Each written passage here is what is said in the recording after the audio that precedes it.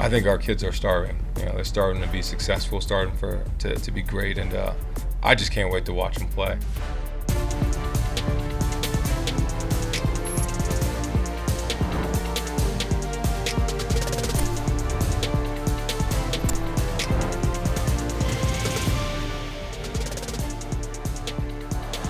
Welcome to a new feature here for 2025 Inside Michigan Football Game Day Edition.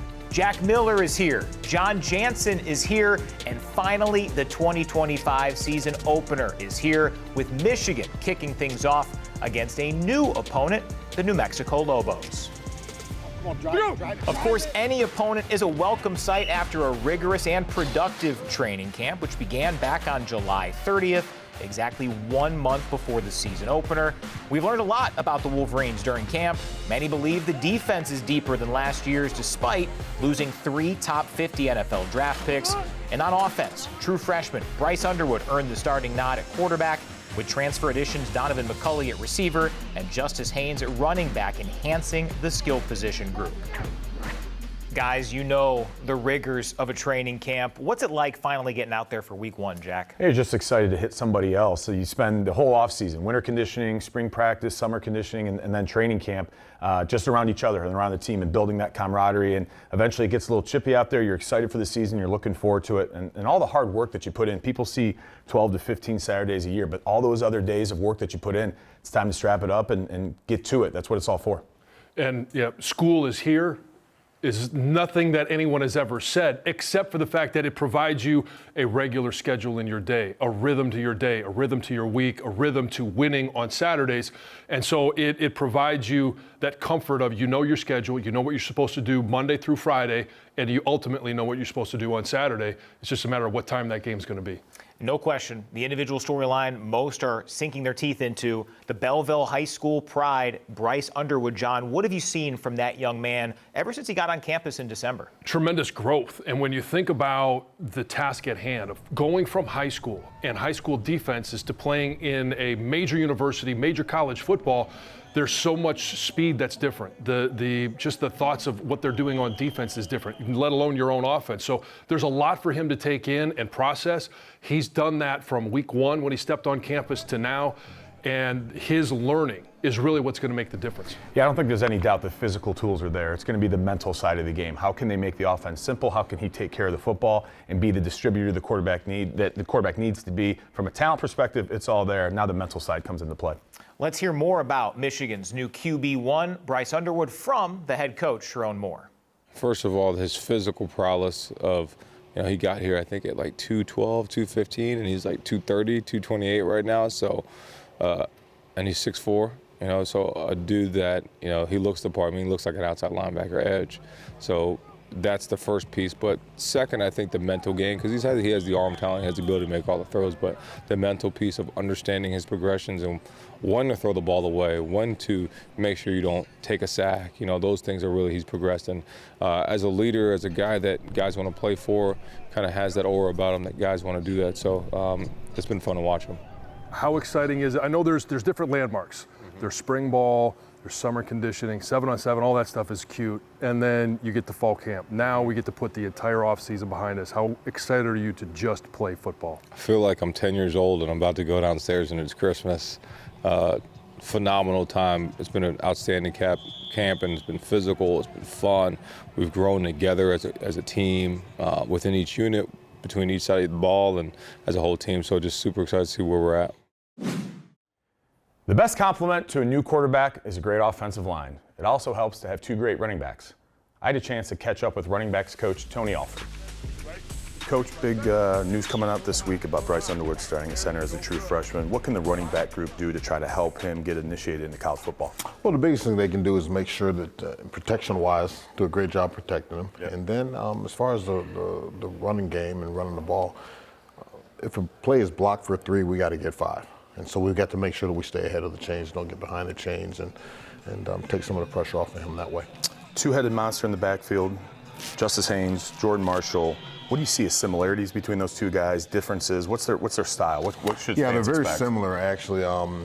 They both have ability to run inside, run outside. Yeah. I would say as far as the differences go, Justice has, I think, probably more big play potential as far as on the perimeter, and Jordan is a thumper. You know, he's a rugged, and especially inside the tackles. He's rugged, hard to get on the ground.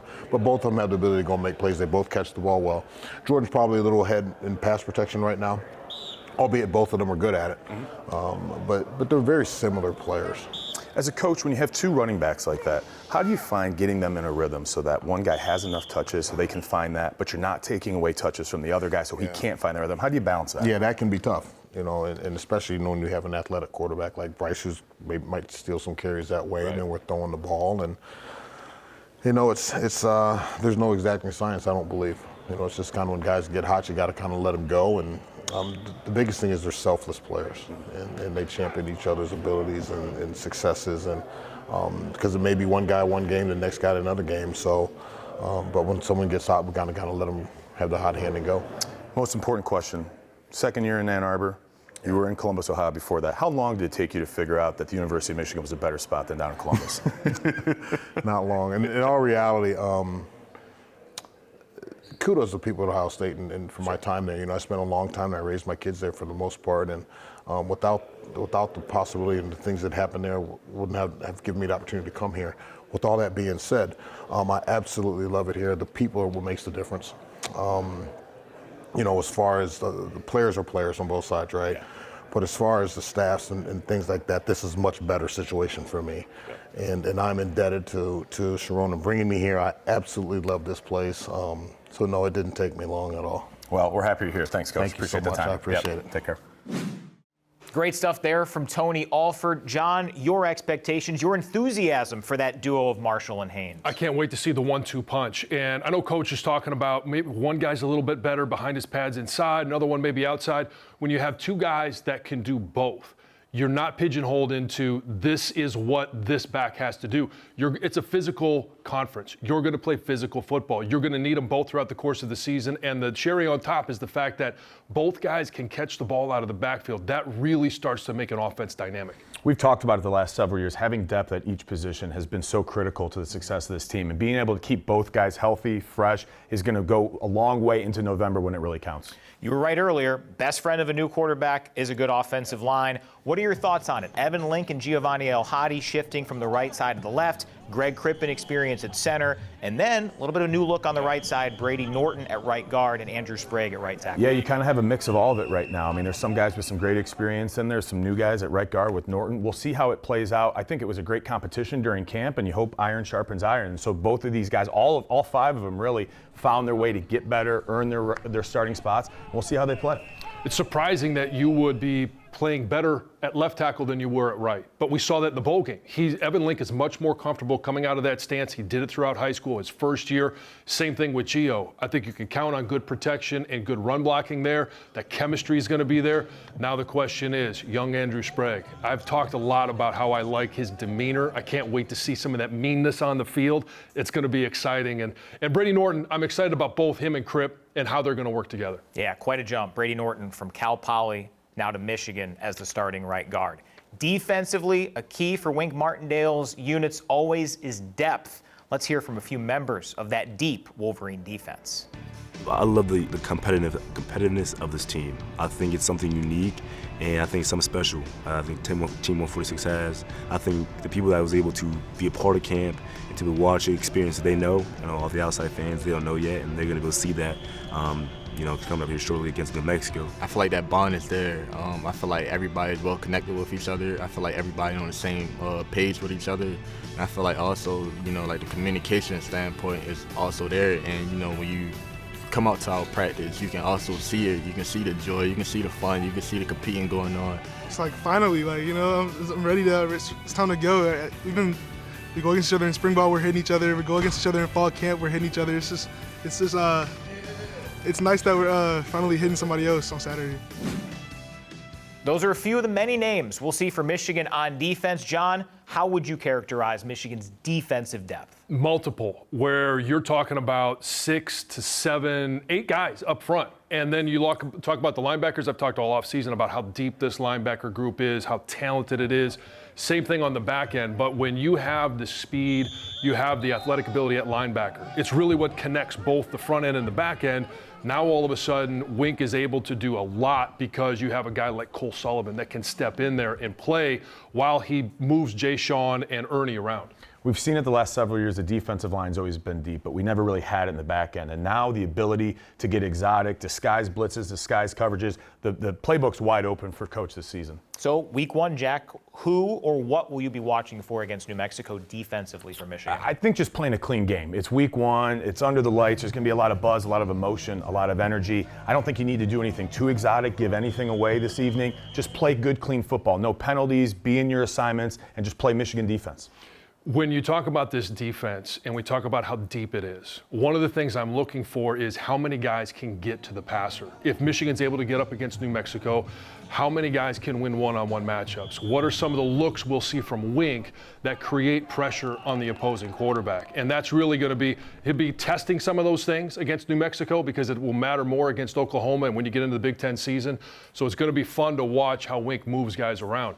We've had a chance to talk about 2 phases of this Michigan football team. Now let's talk about that third phase with J.B. Brown, special teams coordinator. Let's start with the punt game. Hudson Hollenbeck. Is he a guy that we can trust when given the opportunity to put the ball inside the 5 or flip the field? No doubt, I think so. I think he showed in the Alabama game, and now we're going to see how he does this season. Continue to be confident in him and see what he does. As a kicker, Dom Zavada. I don't think there's anybody better in the country. How good is he, and how fortunate are we to have him for another year? Yeah, I mean, we're very fortunate. I think he's the best kicker in the country. We're really excited to see what he does this year, see him continue to be consistent and be that guy. Is there a chance that we could see a field goal placed down at the 50-yard line? That would be awesome. I know it would be awesome. I just want to know, is there a chance? I think there could be a chance. It's the right day, the right wind. I think we could get that going. So let's talk about returners. Who is the punt returner? Right now we got Samaj Morgan back there, and then Andrew Marshall will be back there with him. Decisions are always key in that situation. Let's talk about the decision of when to fair catch, when to return it. Samaj is a guy that has some experience there. How comfortable are you with him making that decision? Oh, super comfortable. I think he's made a lot of good decisions in his career, so the evidence-based decisions tell us that we're excited to see him. How did Andrew Marsh earn that job? Oh, he's done a great job. I think he worked his tail off this summer. And then has continued it during this fall camp, and he's done a really good job of catching. The special teams is a great place for young players to make their name. How excited are you, and who are some of the young names that we might see on special teams? Yeah, I think there's Benny Patterson, there's Nate Marshall, there's Jaden Sanders, there's Jordan Young. A lot of those guys, kind of Winston, they're showing up in practice. So excited to see what they do coming out this next game and then for the rest of the season. The history of Coach X says we might see some trick plays. There's no doubt. And like, there's a lot that you can see, but how do you prepare your team to be disciplined if a trick play happens? You have to have great eyes. That's the biggest thing for us. If we have great eyes and we do our job, I think we'll have success. Michigan hopes for a 3-phase effort against a new opponent here in the opener, the Lobos of the University of New Mexico, based just south of downtown Albuquerque. The Lobos head coach is Jason Eck in his first season there after 3 strong seasons leading Idaho at the FCS level. Eck played as an offensive lineman at Wisconsin back in the mid-90s. And guys, New Mexico's colors are cherry and silver, which means that'll be the opener opponent. The final game of the season at the Big House, the Scarlet and Gray, will come out. Brandon Hillman even talked about this week that he noted the similarities in colors. Yeah, I expect it to be cinematic. 2025 shaping up to be something pretty theatrical. We'll see a lot of expectations, a lot of pressure, but that's what you come to Michigan for. Cherry and cream, scarlet and gray, green and white. I don't care. It's smash mouth football, and it's time for this team to take the field and show the country, show the world what the 2025 football team is going to be. It's been great talking about the maize and blue here on our first ever edition of Inside Michigan Football, Game Day Edition. We'll do it every home game here this season. For John and Jack, I'm Brian. Enjoy the game.